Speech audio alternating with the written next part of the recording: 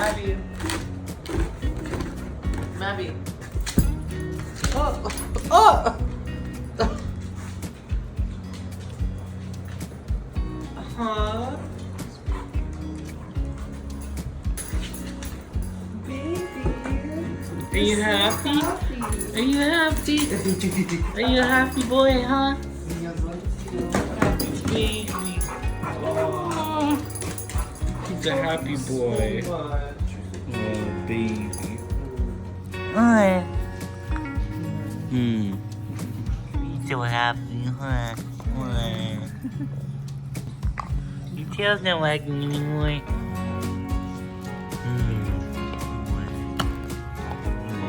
What if I take this? What if I take this? It's not loud. Oh no! He's going! Come back!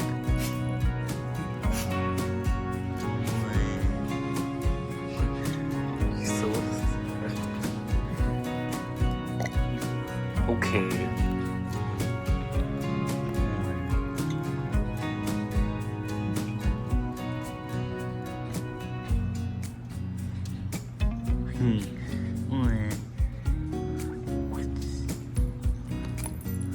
Wow.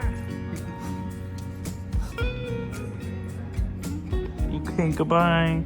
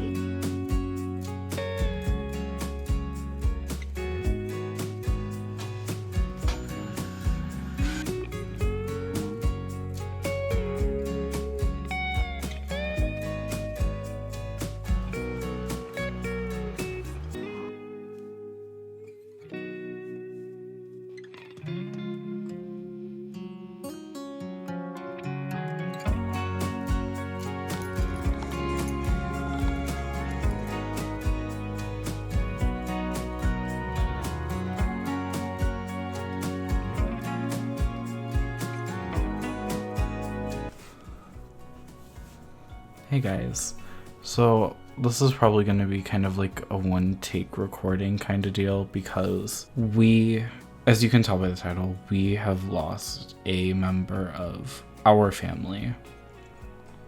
I'm not talking about, you know, my close family, but you guys, my YouTube family, my online family.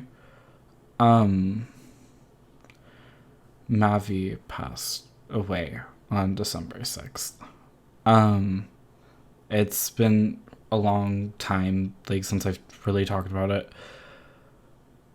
But I needed my own time, and my family here needed our own time. Chris and Francisco and Chevy, we kind of needed our own time to breathe. And it's been rough. He ended up passing due to a combination of things. His anemia, his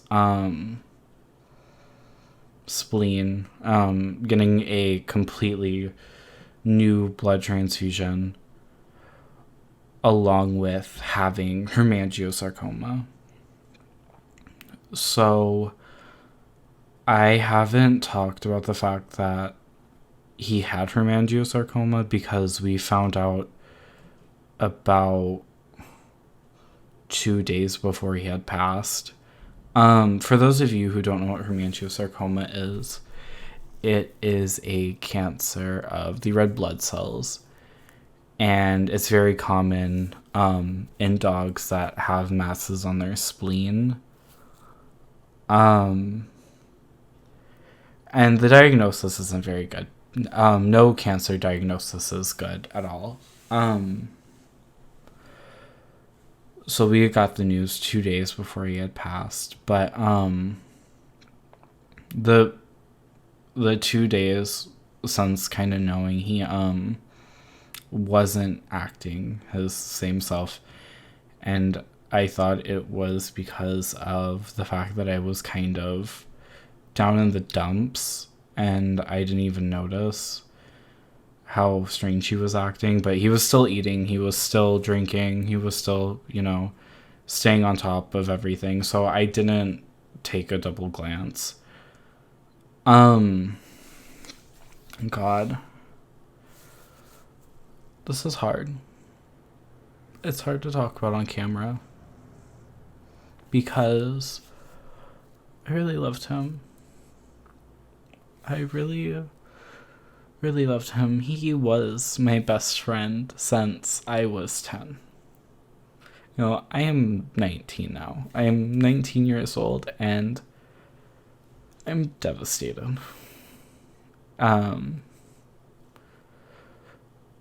The reason that I didn't post yesterday and the reason that I didn't post anything today was because I've kind of been working on family stuff, just like here.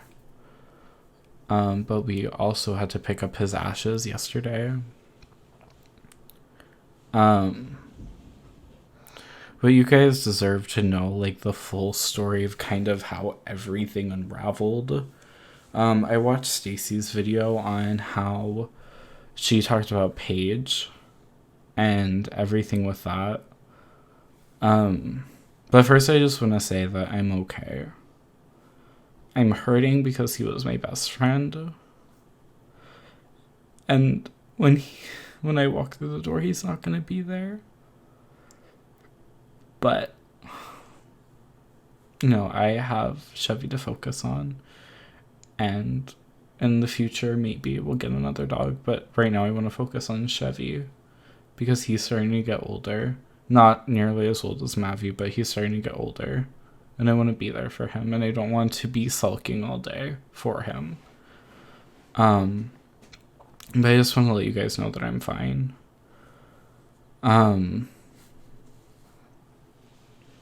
And I kind of just want to go back to normal with things. Because things, since Mavy's needed the splenectomy, things have been off. And it's kind of just getting into a new routine of normal. But I want to tell you guys Mavy's story and how everything happened. So basically, I had finished a Twitch stream. This is when my streams were doing pretty okay over on Twitch. And I had just finished a Project Ozone 3 stream. It had been a stream that went into like the later hours of the evening because I was having a blast. But I just wanted to relax and I wanted to do some off-camera work because, it's what relaxes me. Games relax me.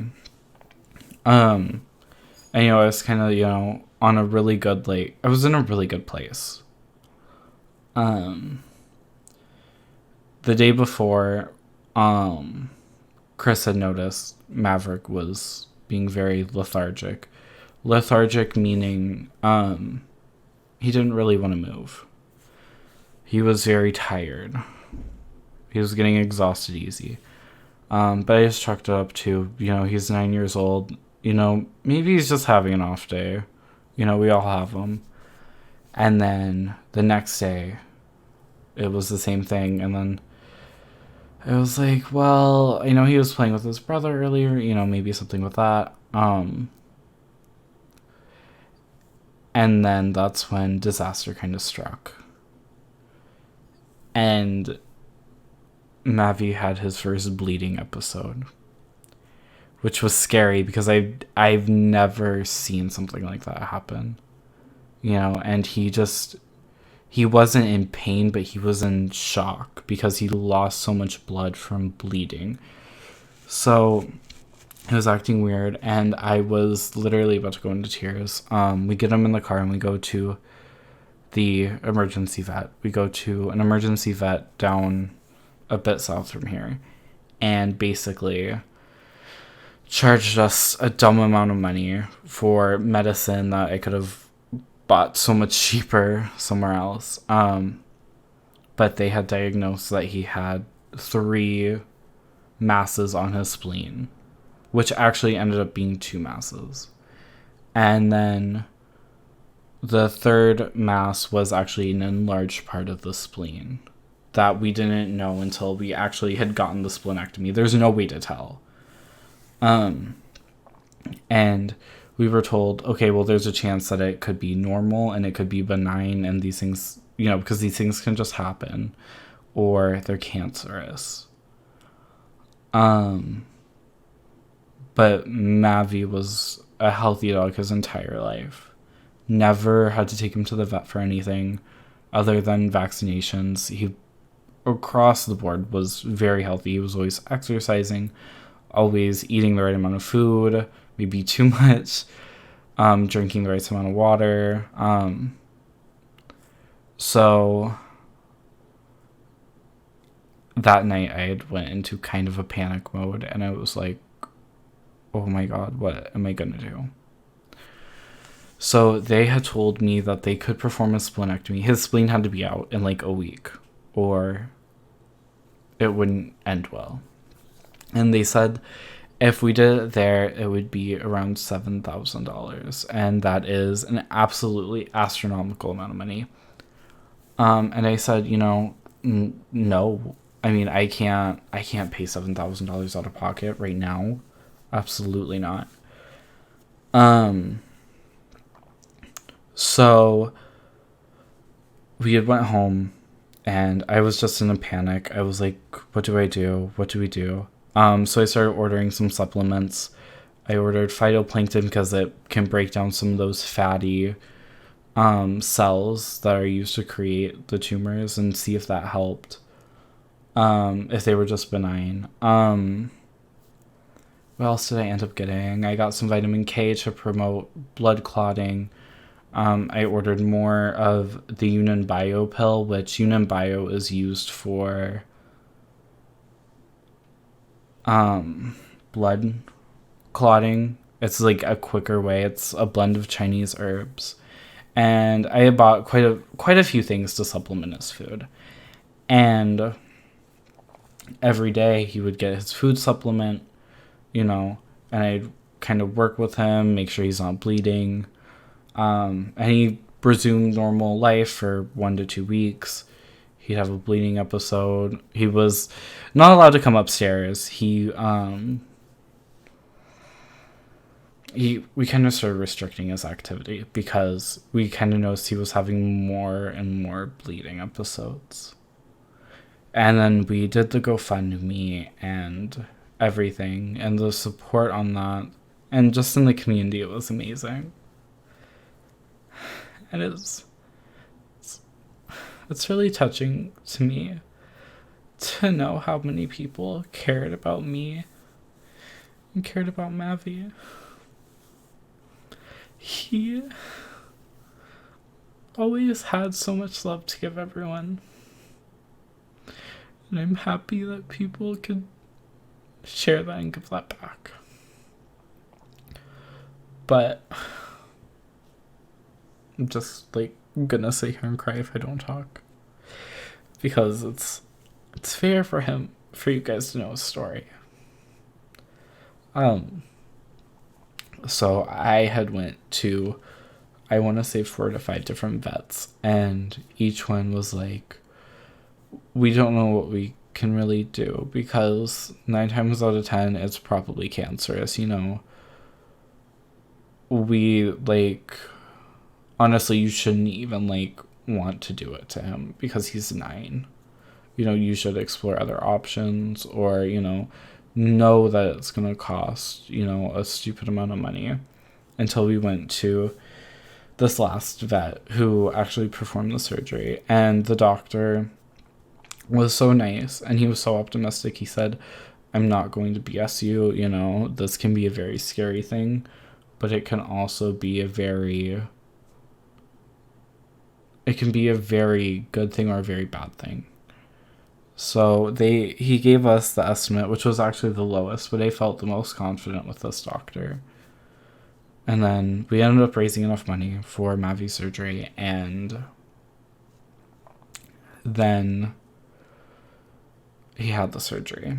And the doctor had called me afterwards and said, you know, I'm really afraid that, you know, his red blood cells, he's not going to have enough, so if he does any heavy breathing, it's going to be very, very hard for him. So the doctor was able to give him a blood transfusion for free, bless his heart. And Mavy came home, but he was not the same dog. He did not want to, he could not fight the anesthesia. It completely just, he didn't get up for a whole, 2 days. He ended up peeing himself, he peed his bed, he peed his bandage. And it was just very messy, and I felt so incredibly bad for him. And that's why I didn't film it. I didn't film anything towards his recovery, because if I was being kicked when I was down, I wouldn't want everyone to see it. I wouldn't have enough decency for him, because I could tell how much he was struggling. You know, but I knew in the end that it would be worth it. So eventually, once he was able to fight the anesthesia, get up, he was kind of back to the same dog that he was. And it was really relieving. He didn't want to take any pain medicine. He didn't want to take medicine at all. Every time I give it to him in a pill pocket, if I put it in his food, he spit it out, didn't want to eat it. So he had to do it all without pain medicine, antibiotics, all of that. He didn't want it. So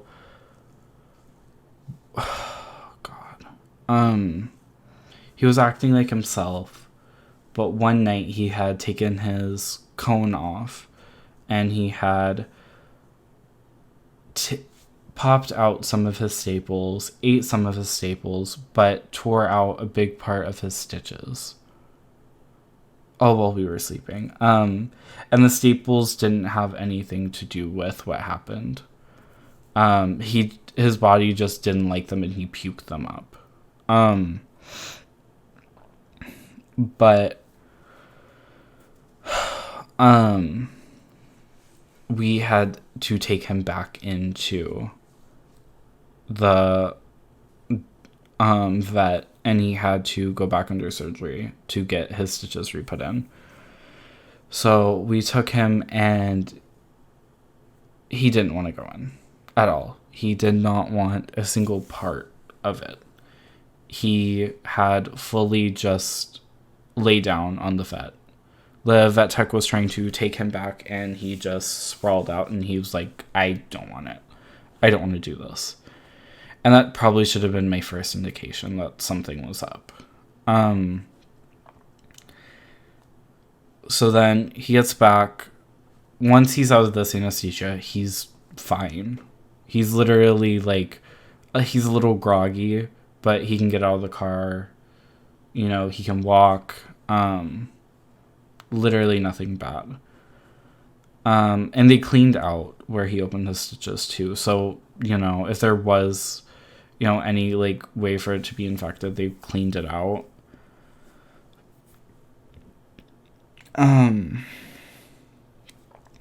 So then he was home, and he was happy. And then I had gotten the call that said, you know, he is formally diagnosed with hemangiosarcoma. And when I got that call, I was surprisingly okay. Because as much as I didn't want to believe it, and as much as I had hoped it wasn't that, it was kind of life's way of telling me, you know, don't put him through anything else.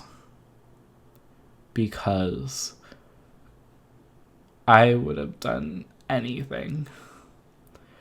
But the universe wanted to tell me to stop. So I was like, okay, well, I'm going to at least get him some vitamin supplements, some mushrooms that are known at least to fight cancer. You know, at least make his quality of life better. Because when you're told that your dog has 2 to 12 months to live, it sucks. No, mind you, this was just 2 days before he had passed. So I had started him on his vitamin supplements, and he was impartial to them. He didn't love them, but he didn't spit them out. He was not the biggest fan of it though, and I could tell. So I had just kind of stopped giving it to him. I give it to him once. He seemed kind of impartial, so I was like, okay, you know what? I'll just give you regular food for tonight. And then Chris had to go to class, and I was talking about possibly going back to school for education. And I had scheduled a campus tour where Chris goes to school because I wanted to see what it was like. I wanted to see what the programs were. And we had the tour actually got messed up, so I didn't end up going. So once Chris got done with class, we came home. Chris had went upstairs, and I was just kind of cleaning up, and that's when I noticed Mavy passed. And it felt like an out-of-body experience. I didn't feel like I was there. It's so hard to describe what it feels like.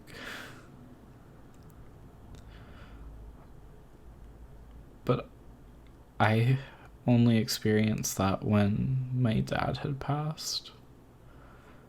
But this felt like something times 10.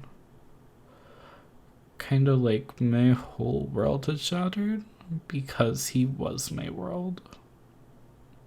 He was a very intricate part of my world.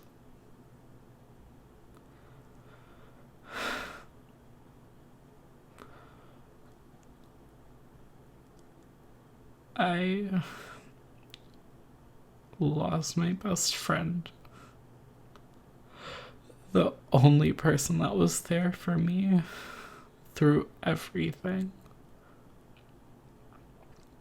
Through all the low points in my life and all the high points. I remember when I lived in my second house in Ohio, when I was a kid. And I had just got him, and my dad brought him because my dad had got him because he was a pit bull black lab, and they were going to euthanize him as a puppy. And I just remember how happy he was when I first saw him.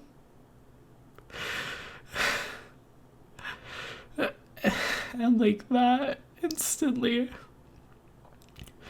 it was a connection. And since that day in April,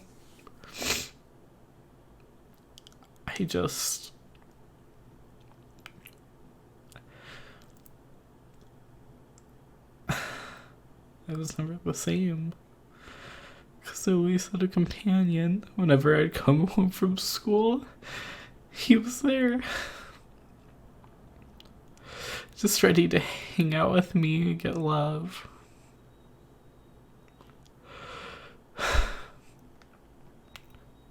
And then when I had a bad day at school because someone had bullied me or because, I did bad on a test, he was there. He was my emotional support.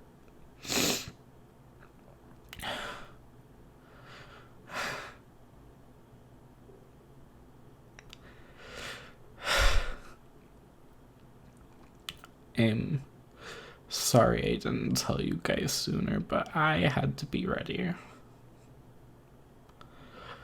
Because he was my best friend. And he fought through cancer.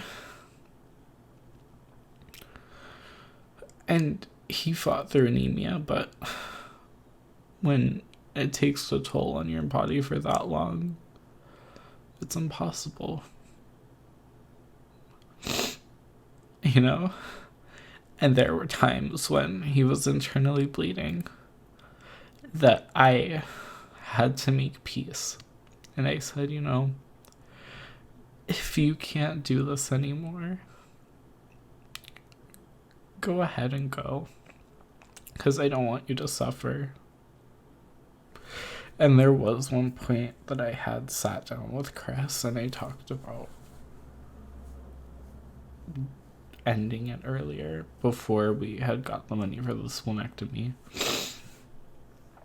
Because when he was bleeding, I could just see the pain and I could see his tears. But he held on for me until he couldn't.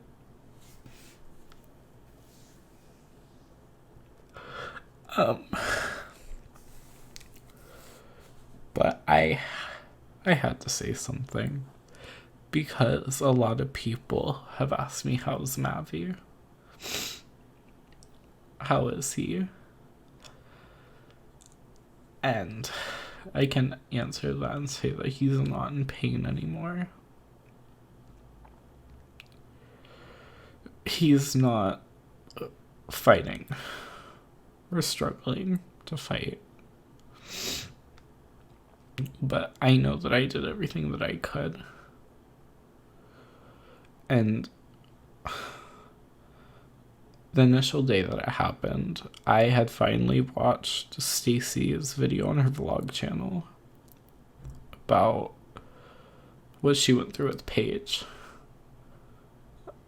And it made me feel like I wasn't crazy. It made me feel sane because she did everything she could for Paige. But in that video, she said, this is a new chapter of my life.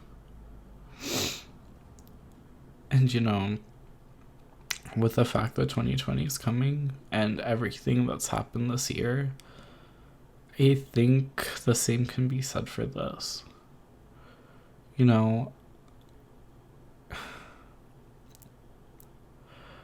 This is a new chapter of my life. I'm completely new. We're starting completely new.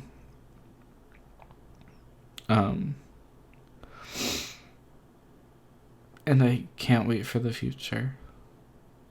And I want Mavy to live on this channel. I want him to live on in general. Because he had so much love to give, and he still does. Mavy is a part of my channel art. And eventually, if I get anywhere in any of my series, I want him there too. Because I don't want to forget about him. I don't want to say, I don't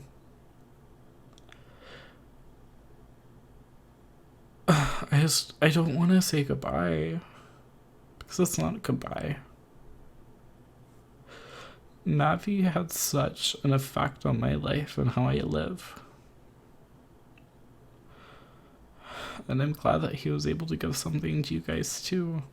He was able to give you hope. I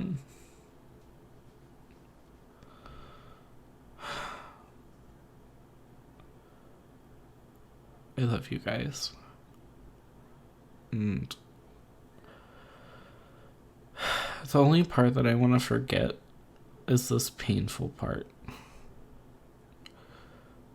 Because that's why I've been afraid to stream. Because I'm always afraid that people are going to ask me what happened. I'm afraid people are going to come in and give me condolences. And I'm going to break down.